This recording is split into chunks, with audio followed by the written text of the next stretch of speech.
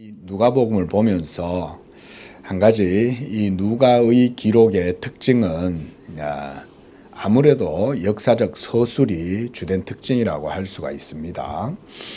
성경의 또 전체적인 기록과 맥락도 역사적인 그 흐름이 항상 그 면면에 다 스며들어 있습니다.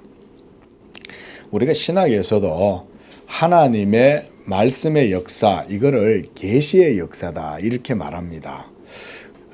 그 말인즉 하나님은 뜻을 가지고 계시고 또 그 뜻이 분명한 목적이 있고, 그래서 그 목적을 향하여 하나님의 일이 계속해서 이루어진다 이런 말입니다.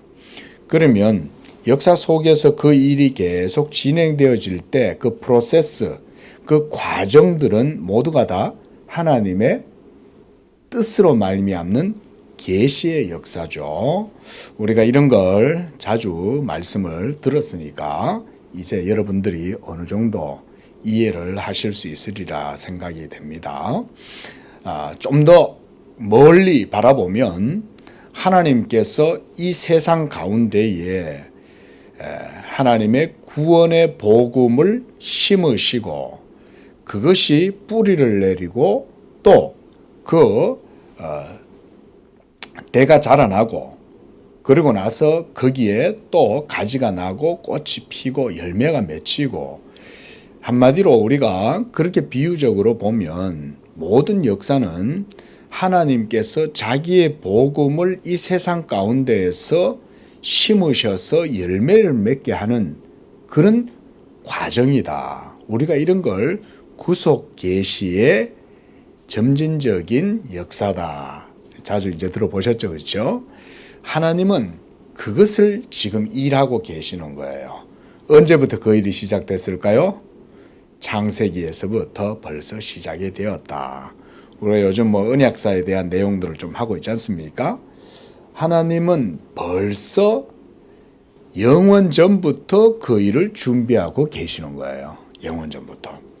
그리고 이제 그 일이 역사 가운데 드러나게 될 때는 역사를 초월하거나 벗어나는 게 아니라 역사의 과정 속에 하나님의 언약을 통해서 형성되고 거기에서 촉발되고 그것이 성장하고 발전하고, 그래서 어느 정도 기점에 이르면 이제 거기에서 또 꽃이 피고 열매가 맺히고, 이런 일들이 우리가 하나님의 구속 계시의 역사다 이렇게 이제 이해를 하는 겁니다. 저는 누가복음에서 볼 수 있는 신학이 그런 거라고 생각을 합니다. 우리가 지금 1장부터 2장까지 봤지 않습니까?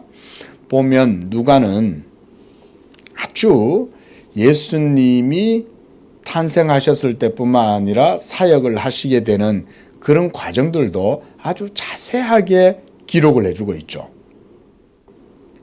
다른 복음서 저자들도 물론 예수님의 탄생 과정이나 그런 것들을 기록하긴 하지만 누가 같은 경우는 특히 예수님의 성장 과정을 보다도 또 그 가운데에 일어났던 에피소드들에 대해서도 아주 구체적인 고증, 일종의 정말 하나하나 다 찾아보고 확인하고 이렇게 해서 밝혀준다는 것을 우리가 봤습니다. 이런 예수 그리스도의 사역의 시작을 알려주는 사람이 바로 누구냐면 세례 요한이었습니다.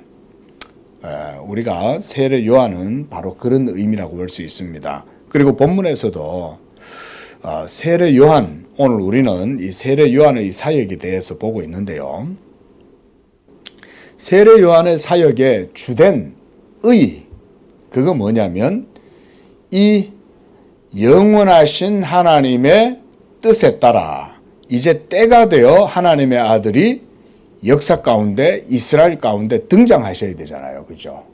우리가 옛날 같은 경우는 이렇게 무대 같은 데서 극을 하고 오늘날처럼 무슨 드라마나 영상이 없을 때는 옛날에는 이렇게 무대 위에서 배우들이 나와서 극을 하고 이렇게 하잖아요. 그러면 그 이전에 딱 나와가지고 연사가 나오죠. 연사가 나와가지고 이제 설명해 주죠. 그렇죠. 우리가 유명한 셰익스피어의 희극이나 비극 같은 것들 이제 그게 무대에서 이제 배우들에 의해서 이제 연극이 될 때는 미리 앞에 나와가지고 해설사가 있습니다. 아, 로미오와 줄리엣이 어떻고 저떻고 이러면서 이 두 가문의 비극적인 이러면서 뭐 앞에 나와서 연사가 미리 설명을 하잖아요. 말하자면 세례 요한은 그런 역할을 했다고 할 수 있습니다. 그리고 연사가 주인공이 아니고 바로 뒤에 이제 등장하게 될 그 주인공이 따로 있죠. 세례 요한은 그 주인공이 등단할 때에 그를 소개해 주는 역할을 하는 것이 바로 세례 요한입니다. 딱 그 정도로 생각하시면 돼요. 그리고 연사는 더 이상 등장하지 않죠. 사라지는 거예요. 그래서 하나님께서 이 세례 요한이 예수님하고 나이는 비슷하죠. 그죠? 6개월 차이니까. 그래서 누가 같은 경우도 예수님의 사역이 30세 때부터 시작되었다고 할 때 세례 요한은 30세 때 역사의 무대에서 이제 퇴장했어요. 그 일을 했던 것이 바로 이 헤롯에 의해서 죽임을 당하잖아요. 죽임을 당하면서 세례 요한은 사라져요. 그런데 바로 그가 사라지자 이제 예수 그리스도가 역사의 주인공으로 무대에 등단하시는 거죠. 이런 의미로 우리가 세례 요한을 보셨으면 좋겠어요. 바로 그런 과정 속에 세례 요한은 그러니까 구약과 신약을 연결시켜주는 아주 중요한 분기점에 위치해 있다. 이렇게 볼 수가 있습니다. 또 하나 우리가 생각해 볼 건 뭐냐면 말라기 선지자가 구약의 가장 마지막 선지자죠. 그리고 이 말라기 선지자의 예언을 끝으로 해서 예수님이 오실 때까지 모든 예언이 중단되어요. 그 사이에 선지자도 일어나지 않아요. 더 이상 하나님의 말씀이 누구에게 임해서 그 말씀을 통해서 막 예언이 이루어지고 이런 일들이 더 이상 일어나지 않았던 거예요. 말라기 선지자 때까지는 그래도 하나님께서 구약의 선지자들에게 임하셔가지고 자기의 말씀으로 백성들에게 말씀해 주시고 이렇게 하셨잖아요. 그런데 말라기 때부터 해서 이후에 세례 요한의 때까지 하나님의 말씀이 더 이상 역사하시지를 않는 거예요. 그런데 오늘 이 3장 2절 하반절에 보면 하나님의 말씀이 빈 들에서 사가랴의 아들 요한에게 임한지라 이렇게 이제 선지자 요한 그에게 하나님의 말씀이 임했다라고 이렇게 기록을 해놓고 있어요. 이제 이 세례 요한을 통해서 구약과 신약의 가교 또 분기점 그게 이제 이루어지는 거예요. 세례 요한은 이 두 가지 측면을 다 했다고 볼 수 있어요. 끊어져 있던 400년 동안 끊어져 있었던 구약의 계시의 역사를 세례 요한을 통해서 하나님이 다시 연결시켜 주죠. 또 한 가지는 뭐냐면 구약의 율법의 시대가 이제 종언을 구하는 거예요. 종언. 끝나는 거예요. 구약의 율법 시대는 끝나고 이제 하나님의 새 언약의 역사, 복음의 시대가 이루어지는 때를 알려주는 것도 세례 요한이에요. 그래서 세례 요한은 이 두 가지를 지금 다 수행하고 있는 거예요. 그러므로 세례 요한은 역사의 뒤안길로 퇴장을 해야 돼요. 그렇지 않으면 율법이 여전히 그 역할을 하는 것처럼 보여지기 때문에 하나님은 세례 요한조차도 없애시는 거예요. 여러분, 우리가 가끔씩 제가 그런 말씀도 드렸지만 모델하우스는 입주가 완공되면 모델하우스는 없어져야 돼요. 있으면 안 돼요. 필요가 없어요. 예? 완성됐기 때문에 더 이상 필요가 없죠. 세례 요한도 그 가운데 한 사람이라고 할 수가 있어요. 그는 율법의 마지막 주자인 거예요. 마지막 주자. 그리고 율법의 마지막 주자로서 하나님이 이제 그에게 막 불꽃처럼 그 30세 때까지 그는 불꽃처럼 사는 거예요. 30세 때까지. 그러면서 그는 어디에서 살아요? 광야에서 살면서 메뚜기와 석청과 이런 것들을 먹으면서 마치 야인처럼 살지만 거기에서 그는 하나님의 말씀을 받아서 이스라엘에게 이 말씀 전하는 사역을 했던 거예요. 얼마나 그의 영적인 능력이 우리가 소위 카리스마라 그러잖아요. 이 카리스마의 능력이 얼마나 대단했냐면요. 세례 요한이 광야에서 외치자 많은 사람들이 세례 요한에게 몰려들기 시작한 거예요. 누가 이 일을 하셨을까요? 하나님이 세례 요한을 세워서 많은 사람들이 그리로 몰려들도록 해 주신 거죠. 거기 한번 보시기 바랍니다. 자, 먼저 거기 보니까 3절에 요한이 요단강 부근 각처에서 죄사함을 받게 하는 회개의 세례를 전파하였다 그랬습니다. 자, 여러분 사람들이 세례를 받으러 오잖아요. 그런데 이렇게 세례 요한에게 몰려들 수 있었던 이유는 뭐냐면 400년이라는 시간 동안 이스라엘은 영적으로 아주 곤고하고 괴로운 시기를 지냈기 때문에 그런 거예요.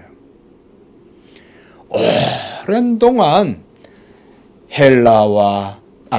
페르시아와 바벨론과 그리고 헬라와 그리고 지금은 로마의 속국이 되어 있잖아요. 오늘 본문 1절에도 보면 이 본디오 빌라도가 나오죠. 이 빌라도가 이 티베리우스라는 이 황제의 임명을 받아가지고 이 유대의 제5대 총독으로 부임을 했어요. 부임을 할 때 그 이전에 있었던 총독들은 그 유대인들과의 정치적인 갈등을 야기시키지 않으려고 그들에게 친화적으로 이렇게 왔어요. 친화적으로. 그러니까 유대인들하고 사이가 아주 막 이렇게 나쁘고 이러진 않았는데 이 빌라도 같은 경우는 부임을 할 때 어떤 짓을 하냐면 황제의 상을 만들어 가지고 이것을 예루살렘에다가 세운 거예요. 황제의 상을 세우니까 유대인들이 어땠겠어요?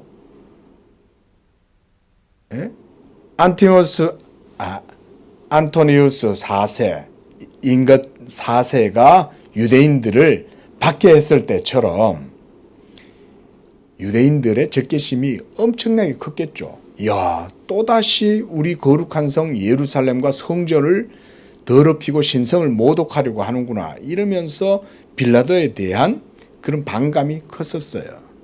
그 외에도 이 빌라도가 아주 고대의 역사가들에 의하면 빌라도에 대한 평판이 그렇게 좋지 않아요. 아주 냉혹하고 차가우면서 냉정하면서도 잔인하고 아주 강교하고 이런 사람이었다. 역사가들은 또 그렇게 평가를 하기도 합니다. 그런데 바로 이런 빌라도 같은 사람들이 등장함으로써 유대인들은 더더욱 마음이 괴로웠겠죠. 그렇죠? 그래서 유대인들이 이것 때문에 이 빌라도한테 굉장한 반감을 품고 심지어 황제한테 이 빌라도가 우리한테 너무 힘들게 한다라는 상소까지 올릴 정도로 이 빌라도가 유대인들한테는 적개심이 많았던 거예요. 그래서 이 일 때문에 결국은 빌라도는 그 황제의 상을 예루살렘에서 철거를 합니다. 철거를 해가지고 가이사라라고 하는 다른 곳으로 옮깁니다. 이거를. 자, 여러분 나중에 바로 이런 빌라도의 경험이 후일에 사내들인 공회와 정치적인 야합을 할 수밖에 없는 상황으로 몰고 간 거예요. 빌라도는 뭘 깨달았을까요? 유대인들 종교와 특히 그 산헤드린 공의회는 함부로 건들면 안 되는구나. 물론 그들은 유대인들의 식민들이었으니까, 로마의 식민들이었으니까 산헤드린 공회의 재판 결과까지도 빌라도는 간섭을 했다 그래요. 그래서 이 산헤드린의 대제사장을 임명하는 그 권한까지도 빌라도가 정치적으로 개입을 했다고 합니다. 아니, 대제사장을 세우는 일은 원래 유대의 종교와 전통 내에서 이루어지는 일인데 그만큼 유대 종교에 대한 지배력까지도 빌라도는 장악하고 있었던 거죠. 자, 이런 것들이 여러분 우연이 아닙니다. 성경에 보면 시편 2편에 보면 어찌하여 열방이 분노하여 민족들이 허사를 꾀하느냐 이런 내용들이 있잖아요. 그게 뭐냐면 바로 빌라도와 유대의 공회가 함께 야합해가지고 하나님의 아들 예수 메시아를 십자가에 못 박는 그런 내용들을 시편 2편에서 예언을 하고 있는 거예요. 어찌하여 열방이 분노하며 민족들이 허사를 경영하는가. 함께 모여서 하나님의 그리스도를 대적하는도다. 이게 시편 2편에 벌써 있거든요. 그러니까 빌라도가 이렇게 유대의 총독으로 부임을 하게 되고 이렇게 된 것도 모두 다 하나님의 역사예요. 오늘 우리가 자세하게 보진 않았지만 1절과 2절에서 누가가 당시의 정치적 배경을 소상하게 열거해 놓고 있는 것도 후일에 그것을 설명하기 위해서 저는 해놨다고 봅니다. 한번 볼까요? 1절에 보니까 디베리우스 황제가 시저죠. 이 티베리우스가 통치한 지 15년 때에 빌라도는 유대의 제5대 총독으로 임명돼요. 그리고 헤롯은 이제 그 에돔 사람이죠. 이 사람은 갈릴리의 분봉 왕이 되었어요. 오늘날로 하면 뭐 영주로 황제가 이제 이렇게 임명을 해 주는 거죠. 이런 것들은 다 정치적으로 이렇게 하는 거예요. 그리고 그 동생 빌립과 또 루사니아 이런 사람들이 그 지역을 지배하고 있었고 영주 분봉왕이었다 이 말이죠. 그리고 2절에서도 보면 안나스와 가야바가 대제사장으로 있었을 때, 자, 이 사람들이 나중에 뭐래요? 예수님을 잡아 죽이는 모든 일들을 하는데 이 사람들이 전부 다 한 통속이 되는 거예요. 누가는 지금 그런 역사적 배경을 이런 것들을 통해서 지금 설명해 놓고 있는 겁니다. 그때 드디어 때가 되었다 이 말인 거예요. 그때 드디어 때가 되어서 하나님께서 이제 이 준비시켜 놓은 세례 요한에게 말씀으로 임하신 다음 그에게 이제 사역을 시작하게 하셨다.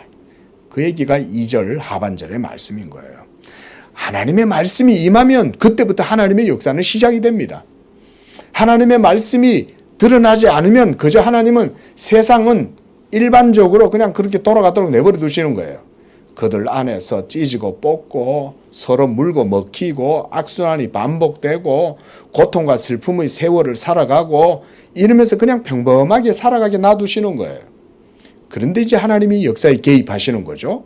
자기의 말씀을 세례 요한을 통해서 드러내시는 거예요. 자, 이 세례 요한이 그런 의미에서 중요하다 그랬죠. 구약과 신약을 이어줌과 동시에 율법의 끝이요 복음의 시작을 알리는 그 서곡이 바로 세례 요한에 의해서 이루어지는 거예요.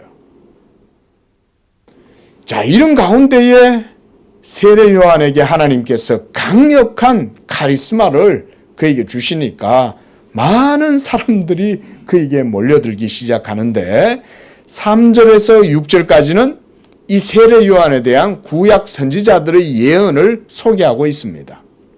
먼저 이 세례 요한은 이사야 선지자가 이사야서 40장에서 예언했던 바로 그 예언자가 바로 세례 요한이었다. 이렇게 설명하죠. 이사야서 40장 3절 내용을 보면 외치는 자의 소리여 이르되 너희는 광야에서 여호와의 길을 예비하라. 사막에서 우리 하나님의 대로를 평탄하게 하라. 골짜기마다 도두어지며 산마다 언덕마다 낮아지며 고르지 아니한 곳이 평탄하게 되고 험한 곳이 평지가 될 것이요. 여호와의 영광이 나타나고 모든 육체가 그것을 함께 보리라. 이는 여호와의 입이 말씀하셨느니라. 이것이 이사야서 40장 3절에서 5절까지의 예언의 내용이에요. 그런데 선지자는 벌써 700년 전에 세례 요한의 그 사역을 성령을 통하여 예언하고 있는 거예요. 그리고 700년 후에 세례 요한은 하나님의 말씀의 뜻에 따라 딱 그곳에서 등장한 거예요. 자, 우리가 이런 걸 하나님의 시간이라 그러죠. 카이로스다. 카이로스. 하나님의 영원한 창세전의 계획과 뜻하심이 이제 시간이 되고 때가 되니까 반드시 거기에서 이루어지는 거예요. 제가 그래서 이런 거를 나무에다가 많이 비유를 합니다. 우리 저기 있는 저 행운목 있잖아요. 행운목. 행운목이 딱 저게 꽃이 피더라 이거죠. 저 행운목 꽃 피는 게 세상에서는 행운의 일종의 그 세상 사람들은 그런 걸 그래서 이름을 행운목이라고 그러거든요. 행운목 꽃 피는 게 보는 게 쉽지 않답니다. 저게 제가 생각할 때는 뭐 어떤 일정한 생장 조건이 되면 꽃이 피는 것 같기도 한데 저게 그냥 안 열린대요. 근데 우리가 나무에서 꽃이 필 때는 이게 성목이 돼야 되잖아요. 그죠? 처음에 아주 어린 나무를 심어 놨을 때는 벌써 그때 열매를 기대할 수는 없죠. 그런데 나무가 1년, 2년, 사과나무 같은 경우는 오래 걸려야 됩니다. 저희도 예전에 과수원을 해서 아버지가 사과나무를 심으면 거의 오랫동안 돌봐주고 가꾸어줘야 돼요. 그래서 나무가 어느 정도 크기로 자라났어야 그때서야 비로소 이제 사과가 맺히기 시작하죠. 그런 것처럼 하나님 나라의 역사도 나무가 자라는 거하고 비슷해요. 어느 순간 탁 등장하는 게 아니라 때가 되어서 점차 이게 쌓여야 돼요. 바로 그 때가 되었을 때 거기에서 이제 가지가 나와요. 그리고 그 가지 사이에서 희한하게 어디서 준비되었는지 딱 열매가 꽃이 딱 피기 시작하고 그 꽃에서 이제 열매가 딱 맺히는 거죠. 그때까지 얼마나 오랜 시간이 걸렸겠어요. 구약의 역사를 그렇게 보시라 이거예요. 구약의 역사를. 그리고 하나님이 바로 그 하나님 나라의 나무를 드디어 꽃이 피고 열매가 맺히는 그런 때가 되게 하셨다. 그런 과정 속에 이제 세례 요한이 등장하는 겁니다.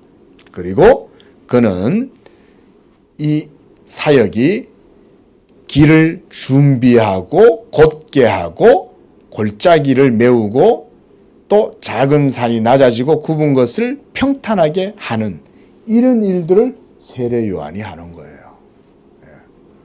우리가 옛날에 드라마 같은 것도 보면 임금님이 어전 행차를 하잖아요. 그러면 앞에 딱 그 경호 그때 당시 경호 실장이면 뭡니까? 도승지입니까? 이런 사람들이 앞으로 가면서 엎드리거라 이러면서 상감마마시다 이러면 다들 뭐 전부 다 이제 그 앞에서 엎드리고 그러면 그 앞에서 누구 하나 고개를 들 수 없죠. 그죠? 임금이 행차하는데 감히 고개를 뻣뻣이 들고 서가지고 있으면 어떻게 돼요? 저놈을 축포하라 뭐 이렇게 될 거 아닙니까? 예?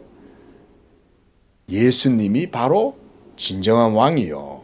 임금이시니까 예수님이 임재하실 때에 그 앞에 있는 모든 높아진 것들은 다 낮아지는 거예요. 오늘 본문에서 보면 주의 길을 준비하라 그가 오실 길을 곧게 해라 그러잖아요. 임금이 행차하는데 거기에 걸리적거리는 것들은 어떻게 해야 돼요? 다 치우는 거죠. 다 치울 뿐만 아니라 골짜기도 메워요. 여기에서 골짜기, 모든 산, 작은 산 이런 것들은 뭐냐면 하나님 앞에서 교만하고 적개심을 품고 있거나 대적하고자 하는 모든 불의의 세력들, 이런 불의의 세력들조차도 하나님 앞에서 다 거쳐서 바로 예수 그리스도가 등장하는 데에 걸리적거리지 않도록 한다, 이런 말이에요. 그 일을 누가 하느냐? 세례 요한이 그걸 하는 거예요. 또 하나의 예로는 우리가 무슨 배우들 한 번씩 보면 칸 영화제 같은 거 그런 거 있잖아요. 그러면 딱 이렇게 막 유명 스타들이 딱 등장을 하면 그 앞에 뭘 깔아놓습니까? 레드 카펫을 깔아놓죠, 그죠? 또는 뭐 어떤 황실 같은 데에서 외국에 아주 유명한 국빈이 온다. 그러면 그냥 안 하죠. 다 카펫을 깔죠. 그런 걸로 생각을 하셔도 될 것 같아요. 예수님이 우주의 왕이고 그 왕이 이제 등단을 하고 역사의 중심에 이제 딱 자기를 드러내실 때에 세례 요한은 지금 그 일을 하고 있는 거예요. 그 일을. 그건 결국 누구를 부각시키는 겁니까? 주인공이신 예수님을 부각시키기 위해서 이 일을 하는 거예요. 하나님께서 세례 요한을 이런 사람으로 선택하신 거예요. 그래서 그를 사가랴의 아이로 엘리자베스의 아들로 태어나게 하고 그가 어려서부터 성령으로 이 일을 준비하게끔 하나님이 섭리하신 거예요. 우리 모두도 하나님 나라와 예수 그리스도를 위해서 하나님이 택하신 줄로 믿습니다. 세례 요한도 예수를 위하여 택하심을 받았지만 우리들도 이제는 예수와 하나님 나라를 위하여 택하심을 받은 거예요. 믿으시기 바랍니다. 우리 예수님 다시 한 번 더 오시죠, 그죠? 예? 다시 한 번 오실 때는 유대인의 왕으로만 오시는 게 아니라 온 우주의 심판장으로 이제 오실 거 아니에요. 그 일을 우리도 지금 역사 속에서 우리에게도 주어진 일들이 있는 거예요. 저는 그렇게 봅니다. 이 비천한 남상수 목사가 되어가지고 이렇게 이 시대에서 별로 인기는 없지만 하나님 말씀을 전하고 있는 거예요. 저는 이런 것도 저는 하나님의 섭리라고 그렇게 믿어요. 분명히. 저는 그렇게 고백해요, 진짜. 오늘도 기도하면서 하나님 앞에 그런 마음에 내 영혼이 하나님께 그런 고백이 나더라고요. 하나님, 제가 참 우리가 부족하고 연약하지만 정말 이 세상 사람들이 알아주지 않지만 하나님께서 말씀 주시고 은혜 주셔서 이렇게 이곳에서 하나님 섬기게 하신 것은 하나님의 원대한 계획과 경륜과 섭리 가운데에 그래도 그 가운데 아주 먼지처럼 작을지라도 그 가운데에서 그래도 하나님이 뜻이 있는 줄로 믿습니다. 저는 이렇게 하나님 앞에 정말 그걸 고백을 합니다. 우리 성도님들도 이런 믿음으로 함께 기도하시고 하나님 나라를 섬겨주시기를 축원드립니다. 하나님의 다 섭리가 있어요, 여러분. 작은 것 하나도 하나님은 나눠주십니다. 자, 이렇게 하면서 6절에 모든 육체가 하나님의 구원하심을 보리라 그랬습니다. 여기에서 중요한 건 이사야 선지자가 모든 육체가 하나님의 구원하심을 보리라, 이 말씀을 통해서 예수 그리스도가 성육신하셔서 인성을 취하실 것이라는 것을 보여주는 거예요. 우리가 그를 눈으로 보았고 우리 손으로 그를 만졌다. 사도 요한도 복음서에서 이렇게 예수 그리스도에 대해서 말하죠, 그죠? 요한 1서 같은 데서 태초에 계시는 말씀에 관하여는 우리의 눈으로 본 바요 손으로 만진 바가 되었다, 이렇게 얘기하잖아요. 우리의 육신의 눈으로 우리의 손으로 그것을 만질 수 있다는 건 육체가 아니고서는 불가능하죠. 예수님의 성육신하신 형상을 이렇게 표현을 하는 거예요. 세례 이사야 선지자가 세례 요한을 통해서 예수 그리스도의 이런 사역을 준비시키고 있다는 것을 보여주는 것입니다. 자, 그런데요, 이 세례 요한의 사역이 시작되자 이제 7절부터 많은 사람들이 몰려드는데 어떤 부류가 몰려드냐? 먼저 7절에 보면 유대인들을 향하여 독사의 자식들아 이러면서 유대인들을 먼저 책망을 하고 있습니다. 그리고 11절에도 이제 많은 사람들이 이 세례 요한한테 묻는 거예요. 우리가 무엇을 하여야 되겠습니까? 라고 했을 때 11절에 옷 두 벌 있는 자는 옷 없는 자에게 나눠주고 먹을 것이 있는 자는 먹을 것 없는 자에게 나누어 주라. 이 얘기는 뭐냐면 율법의 의를 실천해라 이 말인 거예요. 유대인들은 기본적으로 율법 공동체잖아요. 그 율법이 사회의 모든 규범이고, 그리고 우리가 율법의 핵심은 하나님 사랑과 이웃 사랑 아닙니까?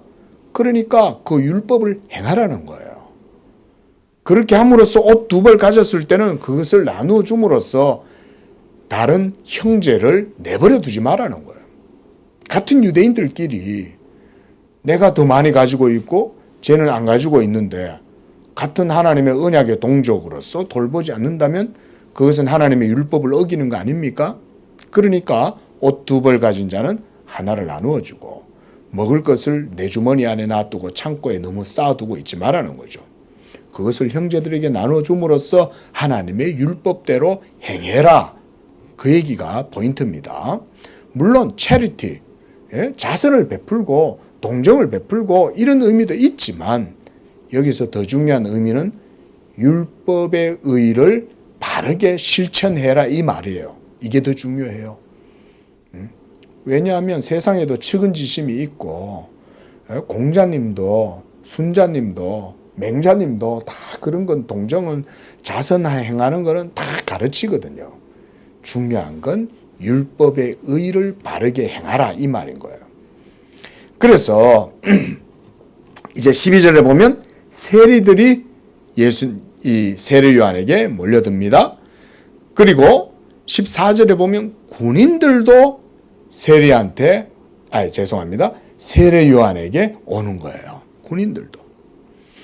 당시에 군인들은 로마의 군인들이 얼마나 잔인합니까? 그런데 그런 사람들까지도 세례 요한한테 와가지고 엎드렸다. 세례 요한의 권세에 부복했다. 이런 것은 세례 요한의 카리스마가 얼마나 대단했는지를 알 수 있죠. 세례 요한의 사역이 상당한 영향력을 미쳤다는 것을 알 수 있어요. 이것은 모두가 다 하나님의 역사죠. 이렇게 하심으로써 예수 그리스도가 이스라엘 가운데 등장하도록 하나님이 해주시는 거예요. 이렇게 하시는 거예요, 하나님께서. 그래서 15절 말씀을 보시기 바랍니다. 백성들이 바라고 기다림으로 그랬어요. 몇 년 동안 기다렸다 그랬어요? 400년 동안. 말라기 선지자 이후에 예언이 끊어지고 400년의 기간 동안 얼마나 많은 유대인들이 박해를 당하고, 그렇죠? 안티오쿠스 4세에 의해 가지고 엄청난 박해도 당하고, 또 여러 로마의 치세 아래에서 고통을 당하고, 이런 과정 속에서 유대인들은 엄청난 이런 이제 일들을 당하면서 다윗의 나라가 회복되길 기다렸겠죠. 하나님께서 약속하신 다윗의 자손, 이 다윗의 회복이 통치가 다시금 회복됨으로써 이스라엘이 복권되기를 바랬겠죠. 그러니까 사람들이 세례 요한을 보고 이야, 저 세례 요한이야말로 하나님께서 약속하신 메시아가 아닐까? 이런 이제 기대를 갖게 된 거예요. 그래서 15절 하반절에 보면 모든 사람들이 요한을 그리스도신가 심중에 생각했다 그러죠. 그래서 요한은요, 이런 유대인들의 마음을 자기 동족이니까 잘 알 거 아니에요. 예? 그 약속하신 메시아를 많은 백성들이 기다리고 있다는 것을 알고 있으니까, 그래서 16절에 요한이 자기 자신에 대해서 해명을 하고 있는 거예요. 나는 주인공이 아니다. 나는 다만 그를 너희들에게 소개하고 알려주고 그의 등장을 알려주는 서곡이고 연사에 불과하지, 이제 내 뒤에는 주연 배우 예수 그리스도가 오신다, 그 얘기를 해주는 거예요. 그게 16절 보면 나는 물로 너희에게 세례를 베풀지만 내 뒤에 오시는 이는 나보다 능력이 많으시다.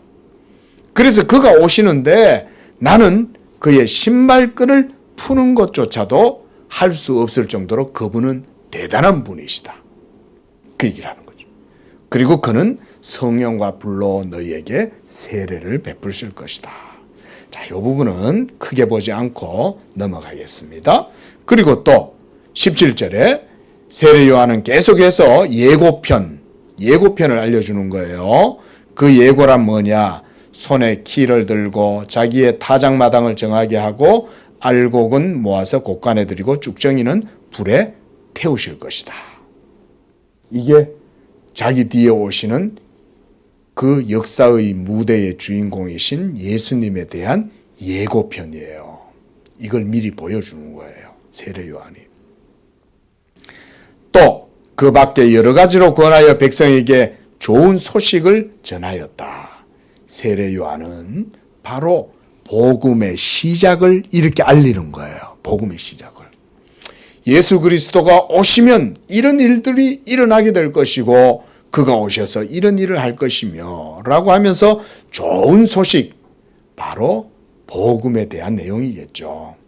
율법의 시대는 저물고 복음의 시대, 그림자의 시대는 이제 사라지고 실체의 시대, 밤하늘에 떠있던 달은 이제 지고 동력에 태양이 떠오를 것이다. 요즘 새벽기도 마치고 이렇게 가면 벌써 보름달이 벌써 많이 줄어들었어요. 이제 저기 관악산 위에 이제 이렇게 떠 있습니다. 예, 요즘은. 근데 벌써 이제 새벽기도 마치고 집에 갈 때가 되면은 지는 달을 보고 있는데 벌써는 저쪽에 태양이 뜨고 있잖아요. 그러면 달은 안 보여요, 이제. 그렇게 얼마 전에 뭐였죠? 동지였습니까? 그 달이 그렇게 휘황찬란하다가도 이제는 안 보이죠. 세례 요한을 그렇게 비유해도 좋을 것 같아요. 그러나 뜨는 해, 바로 예수 그리스도가 의의 태양으로 이제 떠오르시는 거죠. 자, 이렇게 함으로써 이제 19절부터 20절까지는 이제 세례 요한이 역사의 무대에서 퇴장하는 것을 보여줍니다. 그래서 19절에 세례 요한이 분봉왕 헤롯에 의해서 옥에 갇히게 된 것을 설명해 주고 있죠. 이것도 하나님의 섭리라는 거죠. 그가 자기의 일을 하였지만 이로써 그것 때문에 헤롯의 미움을 당해서 옥에 갇히게 되었지만 사실 이것은 하나님의 거대한 역사의 드라마에서 보면 하나님의 섭리인 거죠. 왜냐하면 그는 더 이상 달은 계속 떠 있을 필요가 없는 거죠. 사람들의 시선이 달에게 집중되지 아니하고 떠오르는 의의 태양에 집중되어야 하므로 세례 요한은 이렇게 역사의 뒤안길로 퇴장을 하는 거예요. 그리고 이제 21절에서 22절에는 이제 예수 그리스도가 등장하게 됩니다. 예수 그리스도의 사역의 시점을 하나님께서 세례 요한을 통해서 하시는 거예요. 그래서 세례 요한이 마지막으로 한 일이 뭡니까? 옥에 갇히기 전에 예수님에게 물세례를 주는 거예요. 예수님이 세례 요한에게 물세례를 딱 받음으로써 예수님의 사역이 공식적인 시작이 그때부터 됩니다. 그렇게 함으로 21절에는 예수님도 세례를 받으셨다, 이런 얘기를 하고 있습니다. 자, 요 얘기는 우리가 다음 시간에 계속 이어서 보도록 하겠습니다. 기도하겠습니다. 거룩하신 주 하나님 아버지, 지금도 살아 역사하시고 하나님의 영원하신 작정하심과 경륜과 뜻을 지금도 섭리 가운데 이루어 나아가시는 줄로 믿습니다. 하나님의 나라가 하나의 나무처럼 자라서 이제 그 하나의 밀알이 모든 많은 열매를 맺게 하시고 이제 그 하나님 나라의 큰 나무에 온 세계의 모든 사람들이 거하고 하나님께서 그것을 통해서 하나님의 큰 일을 이루어 가시는 줄로 믿습니다. 지금도 이 예수 그리스도의 복음의 역사는 온 세상 땅끝까지 이루어져 가고 그것을 통하여 하나님의 깊은 경륜과 섭리가 이루어지게 하시는 줄로 믿습니다. 우리 양재교회 성도들도 이와 같이 그 하나님 나라의 거대한 드라마 가운데 하나님이 우리들도 그런 조연 배우들로 불러주신 줄로 믿습니다. 우리에게 주어진 모든 일들도 하나님의 섭리 가운데 이루어지게 하시고 무엇보다 우리가 그 하나님 나라의 귀한 일들을 믿음으로 감당하고 하나님의 뜻을 이루어가는 복된 삶이 되게 주시옵소서. 예수님의 이름으로 기도합니다. 아멘.